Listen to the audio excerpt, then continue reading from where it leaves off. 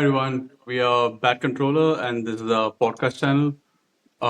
This is our first episode, Portable Paradox. There's three of us who've known each other for a decade and a half now. We've been talking about what we want to do for the gaming community for a while, and finally we decided we'll start podcasting amongst a few other projects we have lined up. There's a bunch of very interesting topics we have in season one. We'll have a few guests appearing, we'll have a few contests and giveaways and such. So, pretty excited for this. I'm Rohan, and I've been gaming for 35 years now. And of course, there's Pawan and Arjun. Over to you, Pawan. Thank you very much. Yeah, super excited to be doing this first episode, the Portable Paradox. We're going to be talking about handheld gaming consoles. But I'm Pawan Kapoor. I have been gaming since like more than 2 decades now, and it's something that I really enjoy doing. It's been a consistent hobby of mine, and I'm really excited to share uh, news, information, thoughts, opinions that we have about whatever we see in the gaming industry and we find relevant. And so, really excited to be doing this for everybody. Over to you, Arjun. Yeah, Arjun this side. I've been also gaming for the past 20 years, and it is one thing that has always been constant in my life.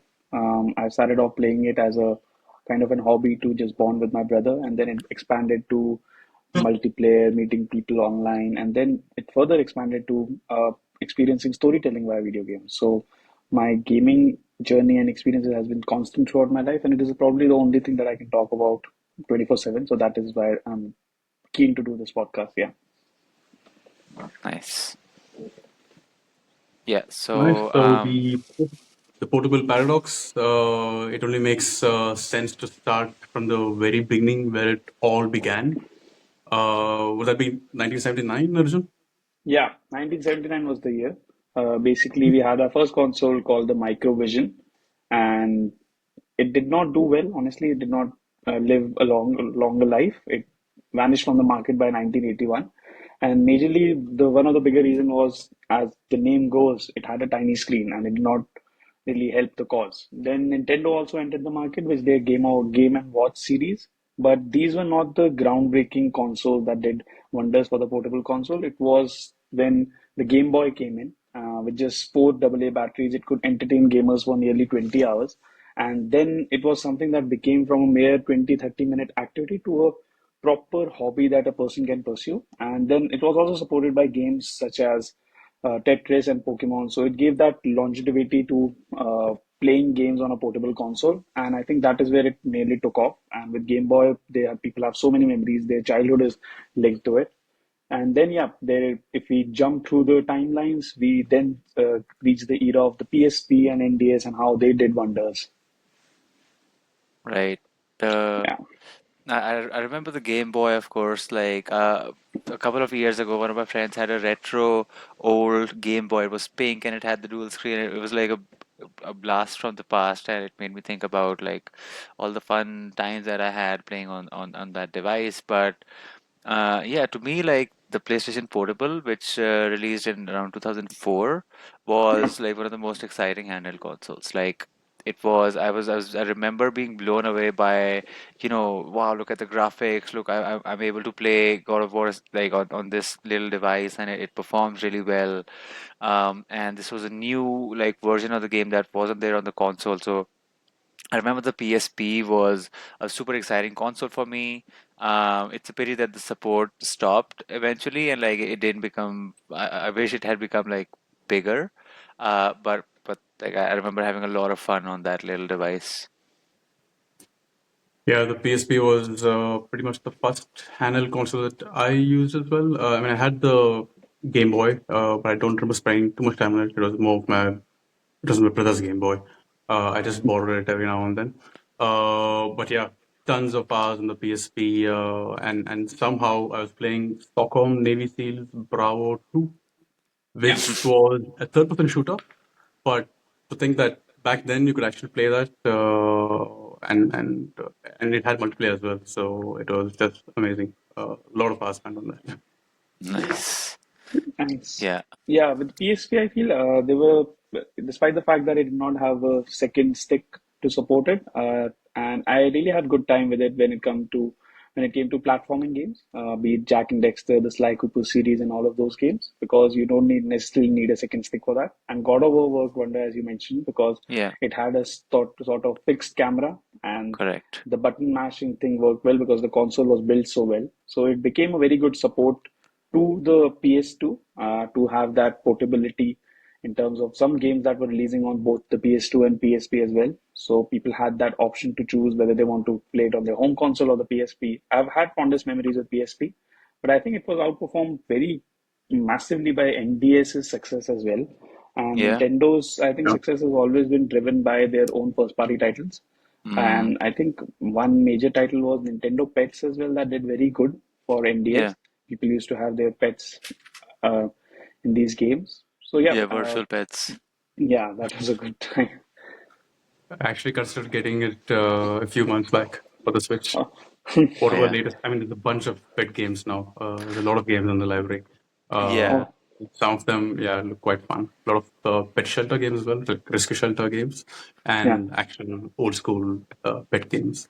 Yeah, I like how Nintendo like sort of they stick with their formula that worked, right? They know that they had this pet game all the while back, and now we have all these modern new spin-offs of it, but they remain consistent in yeah, what they build. And I think this was also one of the factors why when ultimately the Nintendo Switch came out, I know we're going to talk about it in a little bit. We still have the PS Vita and all that fun stuff, but I feel like this formula that Nintendo knows works and it's stuck to it and it improved it, expanded on it was like one of the biggest reasons for the Switch being what I consider as a canon event that yeah, opened the floodgates for all these other new devices. Um, but before we go there, the PS Vita was also like I was super excited about the PS Vita, bigger screen, better graphics. The PS2 was being kind of emulated by the PSP, and the PS Vita was the PS3 version of this, right? So it had the yeah, touch screen and it had the bigger console and like the trigger. So that yeah, too was like a super fun device again. But like I don't know, it just didn't have the same spark for me as the PSP did. I don't know if yeah, that's the nostalgia factor speaking or if it was actually the device itself. But I feel like the PSP in the market also did better than the Vita. yeah, But the Vita, I way feel better. Yeah, like it was a step still in the right direction. I just feel like they gave up on it little too yeah, quickly, and there were some flaws with the design and the discs and all of that that were to blame. Not to mention piracy, which is a big one for the PSP as well. yeah, But yeah, the PS Vita was like a fun console as well, like huge screen, decent battery, good build quality, good console. Yeah. I think there's just a lot of expectations for the PS Vita after the PSP. Yeah, Uh, yeah, and yeah, it just didn't live up to the expectations, right? I don't remember battery being a problem. I remember being amazed by the screen, like you're saying. yeah. But besides that, also the kind of games that are being released for it, right? I was excited for the Uncharted game, Golden yeah, Abyss, Mm, but then it wasn't Naughty Dog, it was Bend Studio. yeah, So all of that put together kind of felt like there wasn't much going into the Vita. So yeah, I understand when you yeah, say it felt a yeah. bit disappointing. Yeah. It was also a little bit like more expensive as compared to yeah, like the previous consoles, and so like uh I feel like that was also a factor. And then also let's not forget this is the same time that smartphone gaming got really popular. It started getting big. People who've been playing on mobile games all this while, like from the old Nokia phones in which we had Snake and like all of those games.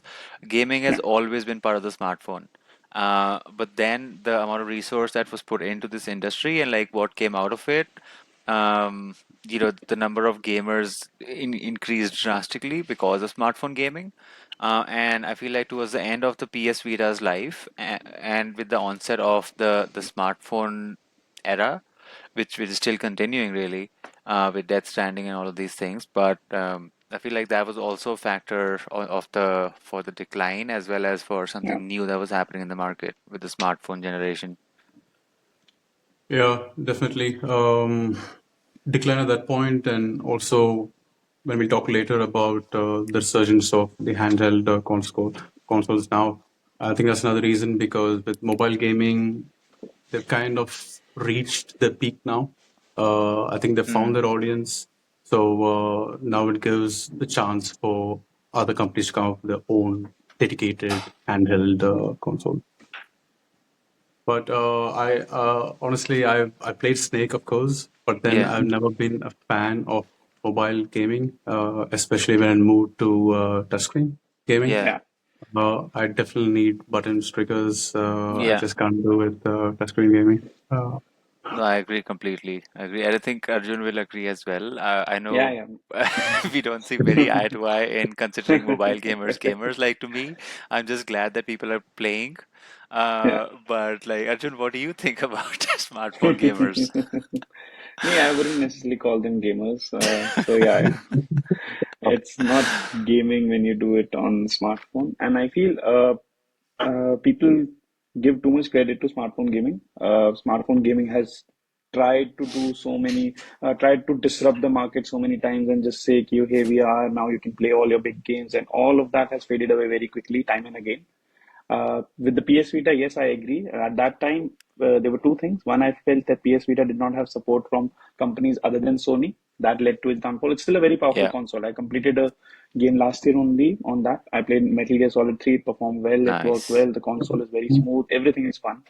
But yeah, first was the support, and the second was the reason that people necessarily did not want that big of graphics or that capability. They wanted to play games, and that the Mm, smartphone was doing at that time. So I think right. at that time the market got confused as to what they want to do. So even companies started to shift towards smartphone gaming. I remember at that time there was also this new wave that came out of having these assistant apps for games, right? Suppose Oh, you're yes. playing Call of Duty, you're playing Battlefield, you have those apps on your Yeah, iPads. Yeah, commander yeah, mode. Yeah, yeah, yeah, all of that. So they Destiny had it started as well. looking at smartphone as an extension rather than these portable consoles. yeah. But Right. yes, that also faded away pretty well, and I'm glad it Yeah. did because I don't want people to play games on smartphone. Oh my God. But do you know how many people play Candy Crush? I mean, Yeah, the smartphone era should not like they should not be trying to do what like console gaming does, but like yeah, when they stay in their sort of lane, I don't know like how clear that distinction is anymore with PUBG and all of these games. Like, we don't yeah, like the touchscreen handheld like yeah, touch play games. I still don't understand how people can be so proficient at them. But I've seen the numbers of how many people play PUBG, and I've seen the yeah, number of how many people play Candy Crush and all of these other games, and it's like it's massive, right? yeah. And Uh, you wouldn't want Candy Crush on a console, would you, Arjun? exactly. It's Yeah. it's So exclusively to let them like have their fun. It's fine. As long as it stays till Candy Crush, I'm okay with that. Yeah, let's not yeah, go Hideo beyond Kojima would disagree with his Death Stranding releasing on the new iPhones, that. which is also really fascinating. Which is also like now it's at that level where our smartphone devices are powerful enough to play all of these AAA games, running on pretty good settings and all that. So like to me, it's also interesting. I myself I'm not sure if it will work, if it'll like blow up, if it'll become I super got popular or not. confused about this. Yeah, as you mentioned, what I felt was, matlab, I may be wrong on this, but I tried to figure out. I wanted to play Resident Evil 4 basically on my smartphone, and it Yeah. asked for 150 GB of space. I have a Yeah. 128 GB iPhone. I can't play it. Where do I go Yeah. with it? So I'm not sure as to what audience they're catering to. But Yeah. yeah, as you mentioned, that it's good that games are coming on smartphone as well. It brings more people on boarded. But at the same Yeah. time, I just feel it's just a wave to show tech off. It's just Yeah. a technique to show off that we are the more powerful thing. Laptops also Yeah. did this, calling Yeah. themselves gaming laptops, and then that also faded away. But yeah. Mm. Yeah, fair enough. But kind of recentering us back again to our Yeah. timelines of the portable consoles and the Canon event that I had like mentioned, the Nintendo Switch, right? 2017, the Switch comes out, and to me, it completely changes the handheld generation, right? It like we had the PS Vita, the PSP. They were fun in the beginning, the limited game library, all the limitations we've talked about, and then they didn't really take off. They were like duds at the end of the day. But this Nintendo Switch, this device comes along and it performs so well. Excellent battery life, excellent performance, first party developer games, exclusively again to the formula that Nintendo knows works. And they've got this beautiful big screen. as well as these little controllers that you can plug, you can take off, you can. I just feel like it was like one of the best handheld devices to have released in the last several decades. Uh, and I think it's re uh right. Okay. So actually, great. Yeah, so the Nintendo Switch, right? The so-called canon event in portable handheld consoles. Um, Many reasons like why I feel like it did so well, and it opened these floodgates for all these new devices. The game library, Zelda was amazing on it. Like it still is. I know Arjun, you're like I don't know if you're still playing it or if you're through with it or not, but like really good game library, excellent performance, and battery was just not an issue. It's not an issue on Yeah. this device. It's truly portable. And like to me, I know it's a portable device, but to me, one of the biggest USPs of it was that I can also just like connect a HDMI and make it like a small console. Yeah. Um, and then it has the motion sensing stakes, and then it's so easy to add on other players. And like I have a PlayStation, Xbox, and the Nintendo Switch, and like when I have friends over who are not hardcore gamers but they still want to play games, it's always the Switch. We always go Yeah. for the Switch because the games are so much fun, they're so easy, the controls are so cute. Mhm. But yeah, I feel like it really this device opened up the entire floodgates of all of these new devices that we're seeing right now. Yeah, and it's 7 years old, right? I mean, actually, to the date, it released 7 years back today, Yeah. To what? and Yeah. Wow. it really doesn't. The way I use my Switch, it doesn't feel like that old Yeah. Yeah. console. And there's constantly games being pumped into the libraries, a Mm-hmm. ton of indie games, and of course, Nintendo has their own IPs. Pretty amazing. There's talks of Call of Duty coming to. I mean, it's confirmed, right? Call of Duty is coming to Switch 2 or whatever they Oh, call it okay. next. Yeah. Um, so, yeah, it's a do-all kind of console. Yeah, besides, And, like, unless you're talking about Mortal Kombat, which it should not have done. uh, and Such a disaster. WWE, one of the And WWE. WWE games Yeah. was a actual Yeah, disaster. yeah. I mean, they're And all not the Yeah. FIFA perfect. games, yeah. All the Yeah, FIFA games, they they do. just roster upgrade, yeah. Yeah, yeah. They're not perfect. They're doing a lot of things really well, but then, of course, they mess up massively. And I don't know if the device's fault or if it's the developer's fault, but like I think, yeah. Mortal Kombat, sheesh. That was a Yeah. nightmare. But yeah, it's the developer's fault only because I feel in Nintendo Switch was a revolution in all aspects. It, I think Wii U's failure led to Nintendo Switch becoming such a success. Mm, With Wii U, it was still trying to be the second screen, but with Nintendo, they took it a one step forward and said, let's ditch the idea of having a second screen. Let's have the idea of making a console that is both portable and home console. And it's very beneficial for me as I'm currently playing Tears of the Kingdom. And if I'm playing at my home setup, I play it on my big TV and I play with my Pro controller. And whenever I have to go somewhere and I know I'll be waiting for 30-40 minutes, I just carry the console with me. I can play there as well, and the battery is never an issue. The first party title support is always very good. There are also other third party titles that are working very good. I had a good time with Hades as well. So in all aspects, and the controllers, some might say they were way too casual in terms of how mm, they operate. But you have your Pro controller as an option as well. But apart from that, it is built in a way that if you were in a situation where you want to suddenly play multiplayer or have a couch gameplay, as you mentioned, to have yeah. friends over and all, it just works seamlessly well. You have one Joy-Con that can turn into two, your two can turn into four. So it's a very unique thing that just came out of nowhere. I do have the Pro controller as well. If I'm playing Yeah, something like Splatoon, then I can't manage with. I prefer playing it on my TV. yeah, yeah. Um, and so I got myself a Pro controller. I was just thinking of the PS TV, which came a while before the Switch. So they had the PS Vita, and they thought it would be a good idea to be able to play PS Vita games on the TV. And looks like Yeah. Switch said, "Okay, that's a good idea, but that's just not enough." Right? Let's So, just put it so on let's a take it console. off. Yeah. Yeah. But like an interesting fact about the Switch is like it has the highest attach rate. The attach rate is like on average, how many players purchase more games per console than on any other platform.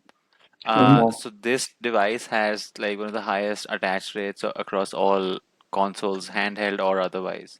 And like this, like I get confused sometimes. Do we call it a handheld? Do we call it a like a console because it performs so well in both of these cases, right? Of course, I feel like Yeah. it's primarily meant to be a handhold, Mhm. and like there's limitations with the whole full screen. But yeah, excellent I guess device. they call it the Switch. That's probably how I mean, there's no other company that's come up with the Yeah, same concept. fair But enough. if someone comes up with it, I guess it's a new kind of hybrid console. We call it Switch. Yeah, yeah, no, Um, that's a fair point. yeah. Um, of course, the Switch had multiple versions. I Yep. have the latest one, the OLED one. I had my previous as well. I gave it to a friend. But speaking about the number of games being bought for the Switch, Pawan, I remember me being not too happy about Nintendo not having any discounts in the game for the first year or so. They didn't have any kind of discounts or any kind of sales or anything on the console. Yeah. But over the years, they started having so many discounts at any given time. There's always a discount part of the library, and 90%, 95% off on games. So many £1, $1 games. So yeah, I have a lot of games I bought only because it was like £1, and I haven't even started playing them yet. So it's there for a rainy day. But The yeah, I get market how bought it's you. so tempting to Yeah. buy when a 10, £12 game is that cheap, right? Yeah. Yeah. Yeah. Yeah, absolutely. So And I think they've taken that out of the Steam libraries book, right? Yeah. Because mm, Steam games go on like crazy sales, and the same title, if I'm paying $80 on my PS5, I'm maybe like on sales it'll go down to like 15, which just doesn't happen on this. So I feel like this bit maybe they've sort of, although it's like it's a pretty universal technique. It's I'm sure it's not restricted, but I feel like this is a good segue into the Steam Deck, which was again a completely new device. I don't even know if it was competing with the Nintendo Switch or what, but we now have this PC essentially in our Yeah. hands that on which you can play all of these new games, which to somebody like me who does not have a PC, who's not had a PC gaming rig set up since a really long time, it was exciting. Like Yeah. I like playing like games on the. I like playing. I like these games that these PC players keep playing. I've never been able to play it because I don't have a device that can support it. Now with this thing, it's not only available, but it's also portable. Like I mean, to some degree. But the Steam Deck, I feel like the Nintendo Switch came in, it opened these gates, and then the Steam Deck comes along, and then really we start seeing a lot of innovation in this industry. We see new handheld devices coming up every couple of months, if not sooner. We discovered this one company that already has a couple of really cool handheld consoles out, and they just released another one which looks like a dual screen Game Boy. Seems to be performing well as well. So yeah, the Steam Deck, they've tried to do a PC in the palm of your hands, um, and also a really interesting development in the industry. yeah, the Steam Deck released only in 2022, I think early in 2022. Yep. And then since then, what there's been the Asus ROG Ally, Lenovo, and we're talking about A&E or Pawan, Yeah, the yep, yeah, there's been a bunch of companies just spinning out consoles every week. Again, I don't know if they're actually competing with the Switch. I don't see Switch's sales dropping in Yeah. any way. yeah, I think it's two different audiences, and of course I've been talking to a few friends as well about it. Is Steam Deck trying to get PC gamers to have a console, or is it the other way around? I'm not sure what really is happening, but I can see that they're doing really well. They're selling a lot of consoles. Yeah. Would you get one? You already have one, Arjun. Yeah. I do have Steam Deck. I think you're right on the fact that it does cater to a different audience, and I think that's always been the case with Nintendo. we always have this PC versus Xbox versus PlayStation battles, while Nintendo owns the biggest market share. They just operate separately and they do it so well. With Steam Deck, I just felt it was for people like me who could never build a PC for themselves, who could never get into that hardcore PC thing. And it opened the gates for me to finally. I've over the years I've bought so many of these Steam Deck games, Steam games on discounts, massive discounts, $1, $2. I just bought them in my library, hoping someday, whenever I have a PC, I'll play those games. So those came into handy when I got a Steam Deck. I was able to play Max Payne 3 again. I was able to play the Hitman, all Hitman games. So I think it caters to a casual audience, casual PC gaming audience, not the hardcore one, because the hardcore gaming audience, they only talk about one thing, right? That is the specifications, the graphics, and how they are better in all of that things. So if they come to Steam Deck, I think that discussion will go out of the window. Mm. So it's a good console. It has potential, but it just doesn't suit well with the fact that its battery life is very bad and it can't really play latest games. It's the same thing that uh, building a PC brings as a problem, right? When you build a PC, you know in 2 years it's going to get outdated. With Steam Deck also, the issue is that if you try to play the latest games, it'll drain out in like 1 hour, 1 hour, 1.5 hours. I tried Elden Ring, it drained out very quickly. Mm. So play those old games, play those indie games, all of that works well on Steam Deck. But for the massive titles, it just didn't bode well with me. And I still only like to play Nintendo Switch whenever I do portable gaming. And I could never fit in with Steam Deck's uh, powers and its capability of playing the bigger titles because it only lasted for an hour. Yeah. Yeah, it's like you need a whole accessory kit. You need a whole Yeah, bag of like you need the battery pack and like the brick, and then like there's heating issues on it also. So brave entry into the industry, but like a bunch of issues. And like to me, the biggest issues are also like the battery life, how bulky it is. Like I'm all for big screens. I like the bigger yeah, the screen. With the PS Portal, I love how big the screen is. But with the Steam Deck, it was like it's pretty heavy. It has heating issues, poor battery life, and like it was damn expensive. It was yeah. as expensive as a PS5. I don't know if I would compare what I get out of the PS5 with the Steam Deck. Um, but yeah, Ron, what's your experience been with the Steam Deck? I don't have a Steam Deck, but I've tried my friend's Steam Deck, and I've hung out with my friend while he's on the Steam Deck and while something's going on YouTube in the background on the TV. So, of course, there were heating issues, battery issues, everything you mentioned.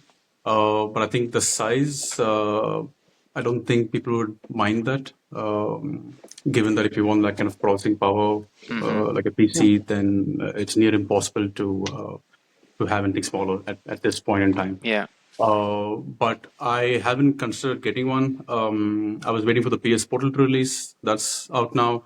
I have tried the Backbone. Yeah. That kind of satisfies me for now. Of course, it's pretty light. It's you can't really compare it to the Steam Deck. It's just the Backbone just attached to your phone, and you can stream your Game Pass games and your PS premium games. So for me, I'd say at this point, I'm okay with something like the Backbone or even the PS Portal.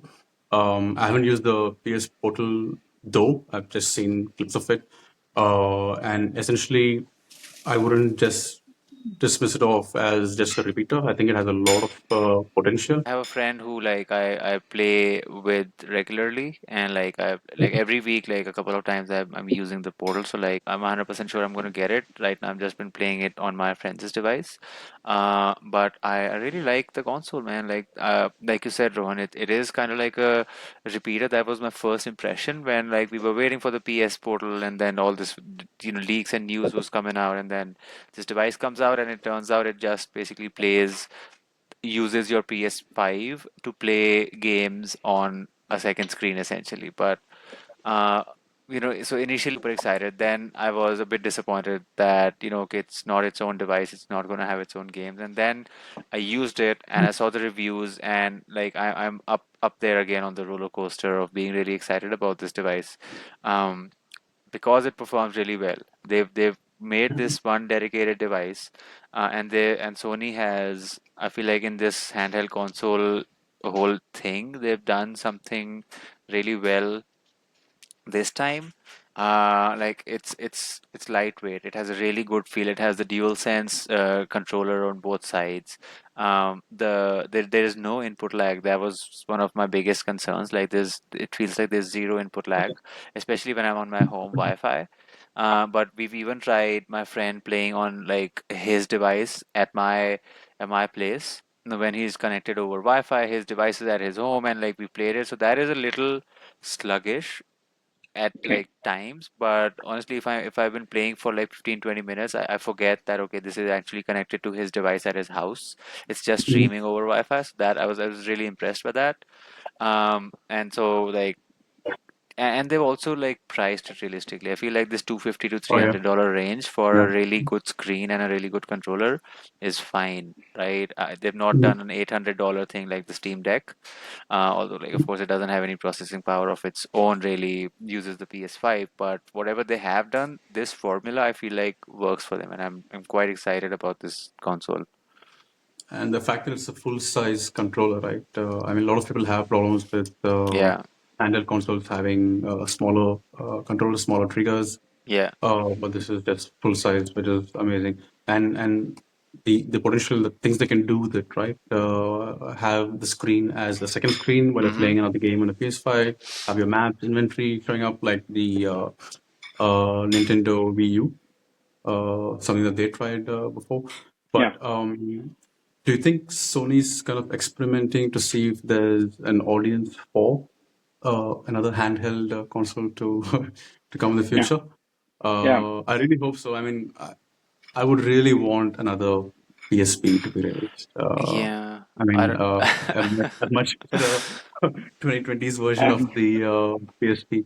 Yeah. I hope Sony's just trying things out. Just I don't know. They've gone in a different direction with this device. No, like there's no processing power. I think that what they're honing in is a very real problem that in like not a problem but like a market point, let's say, that Mhm. in a household the PS5 is always connected to the nice TV, and the person, like if they're living with some other people, if they have family, all of that, that TV is going to be busy, right? That's when Yep. my friend ends up using it the most, when his wife is on the TV, she's chilling, and he wants to play a little bit of games like while they're still together. So he has his those PS earphones, and he has the device, and he's just playing seamlessly on it, and it's the experience is great.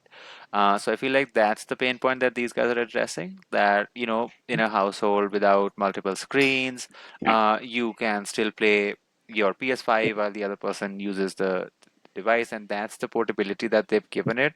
I think it's pretty far right now from being able to say play on your commute, right? Even though they do market it a little bit, like create a hotspot or whatever, like just play on commute. I think it's far from that. You definitely need good Wi-Fi and good internet speeds, upload, download on both sides of the data being sent and received. Um, I don't like I'm not too hopeful about them coming out with a handheld device that plays games, because their formula of these games work on the with the PSP and the PS Vita. These games work on the PS2, but PSP has its own unique games. PS Vita has its own unique games. I just feel like it's a lot to ask developers also. Okay, hey, build us games that are exclusive to this. And like we said, with the Nintendo game library, like they have this extensive library that they recycle and upscale, and they keep bringing out, and it works. But with Sony, I feel like if they went the route of a new device of its own, they'll run into the same issues that they did with the PSP and the PS Vita. Yeah.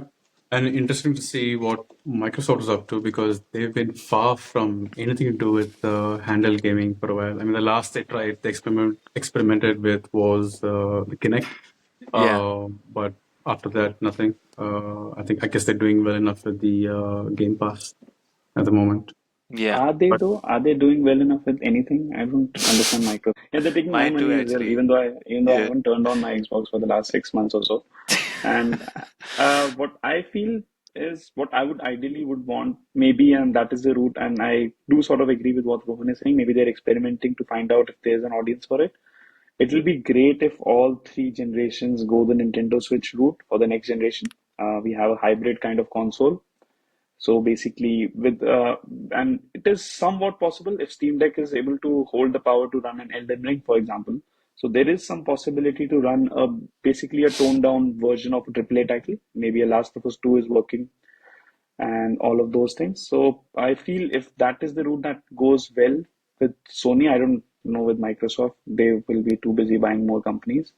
And yeah, and I think they'll still rely in 2030 also, they'll rely on Call of Duty.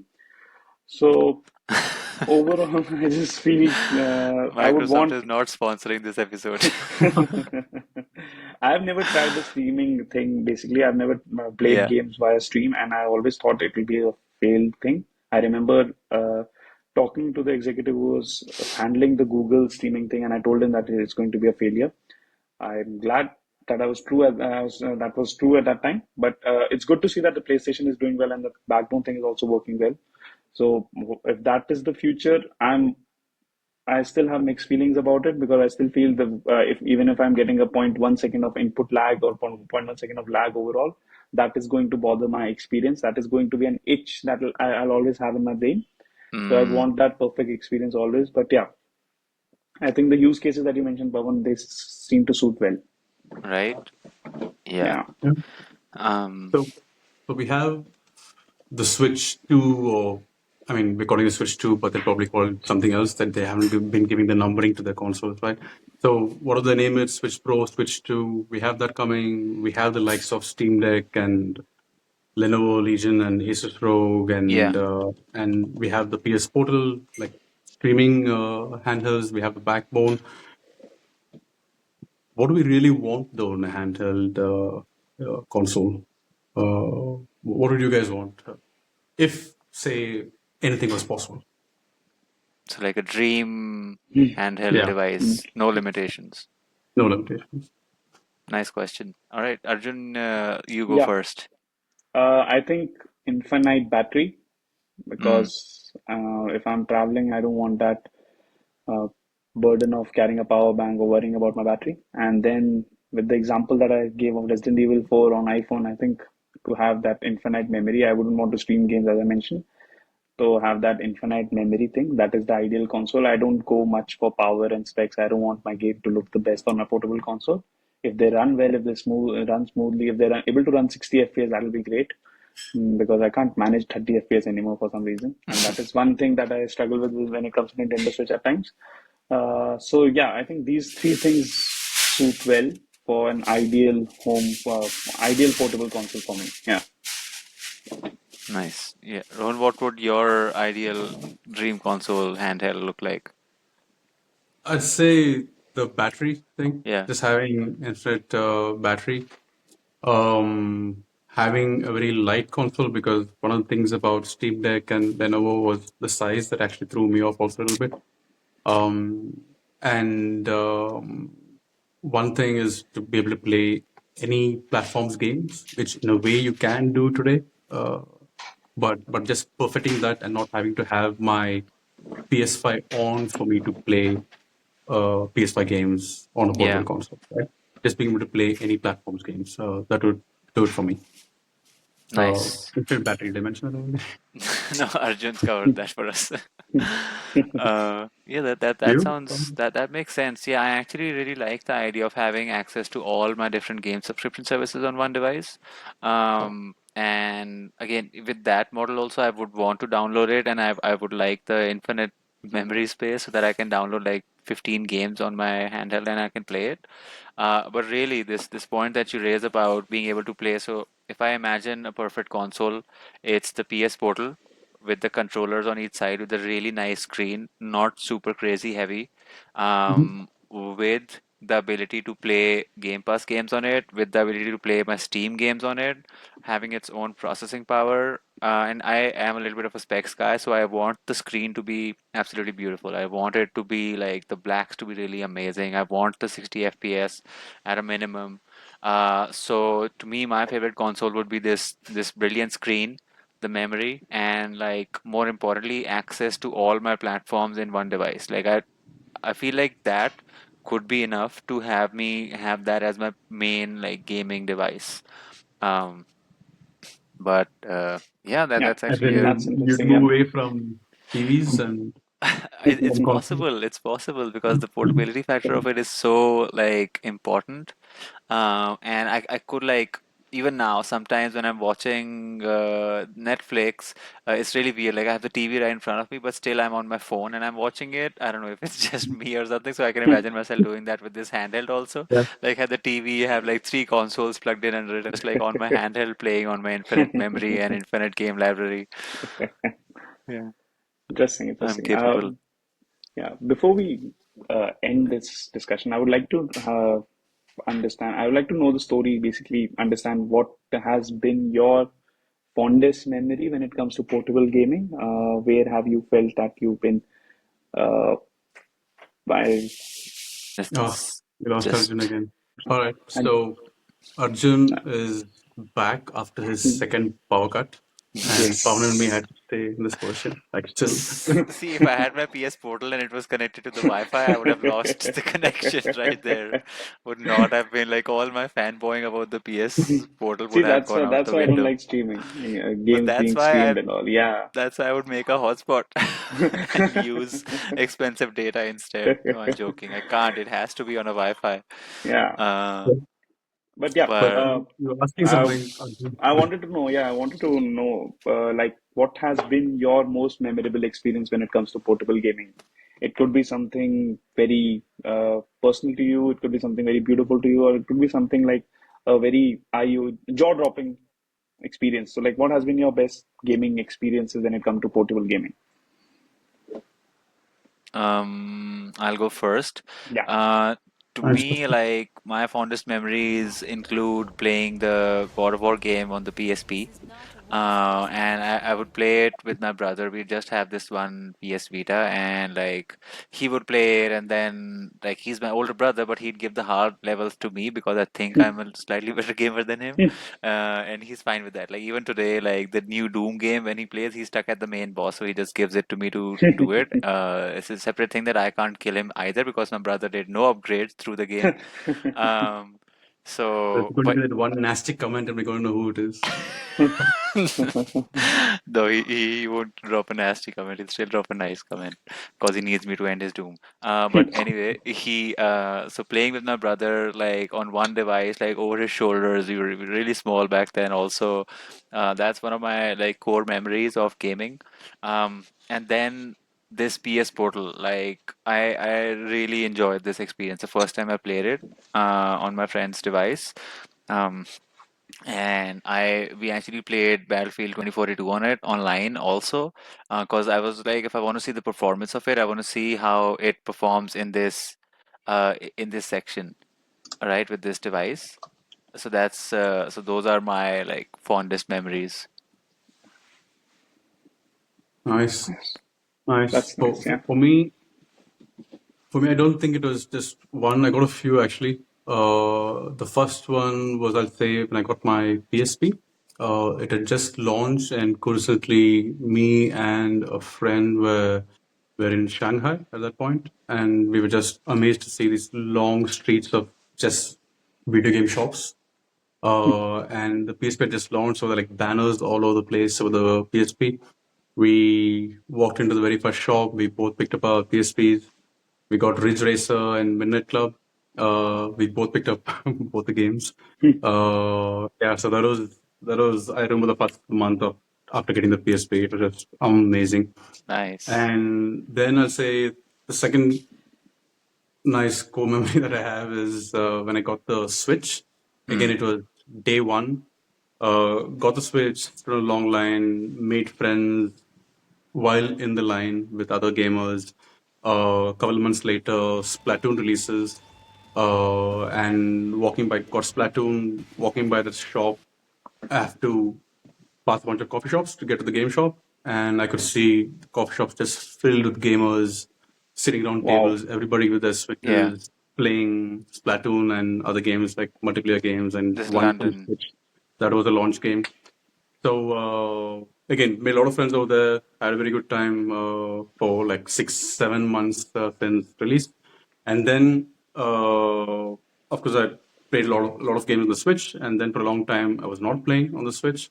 when the Xbox and PlayStation 5 released.